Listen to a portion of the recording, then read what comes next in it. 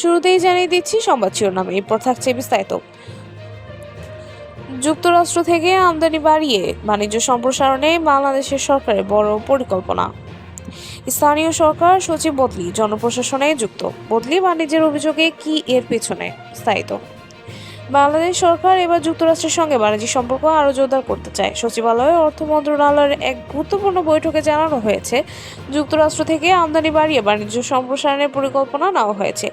অর্থ উপদেষ্টা সালেউদ্দিন আহমেদ, পরিকল্পনা উপদেষ্টা ওয়াহিউদ্দিন মাহমুদ, বাণিজ্য উপদেষ্টা শেখ বশির উদ্দিন সহ শীর্ষ পর্যায়ের প্রতিনিধিরা বলেছেন, আমরা উৎপাদনশীলতা ও প্রতিযোগিতার সক্ষমতা বাড়াতে চাই। এছাড়া নন ট্যারিফ বাধা দূর করার উদ্যোগও নেওয়া হয়েছে। বৈঠকে আরও বলা হয়, যুক্তরাষ্ট্রের পাল্টা শুল্ক নীতির জবাবে নিজেদের স্বার্থ বজায় রেখে আমদানি বাড়ানো হবে, যাতে তৈরি পোশাক সহ প্রধান রপ্তানি পণ্যগুলোর বাজার অটুট থাকে। পরিকল্পনা উপদেষ্টা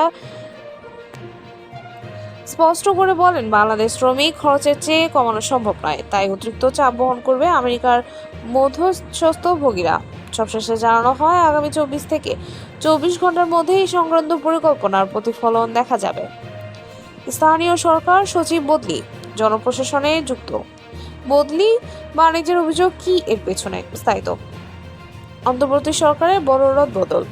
স্থানীয় সরকার সচিব মোহাম্মদ নিজাম উদ্দিনকে সরিয়ে এবার জনপ্রশাসন মন্ত্রণালয়ে সংযুক্ত করা হয়েছে। রোববার জনপ্রশাসনে মন্ত্রণালয় থেকে জারি হওয়া প্রজ্ঞাপনে আরও জানানো হয়, তাকে পদোন্নতি দিয়ে গত ডিসেম্বরে স্থানীয় সরকারে আনা হলেও যোগদানের পরপরই তার বিরুদ্ধে বদলি বাণিজ্যের অভিযোগ ওঠে। এই অভিযোগের পরিপ্রেক্ষিতেই কি এই বদলি, এমন প্রশ্ন উঠেছে প্রশাসনে। এছাড়াও সংস্কৃতি মন্ত্রণালয়ের সদ্য নিয়োগপ্রাপ্ত সচিব মোহাম্মদ কামাল উদ্দিনকে বদলি করে IMED-কে পাঠানো হয়েছে, আর গৃহায়ন ও গণপূর্ত সচিব মোহাম্মদ হামিদুর রহমান খান সিনিয়র সচিব হিসেবে পদোন্নতি পেয়ে অবসর পেয়েছেন।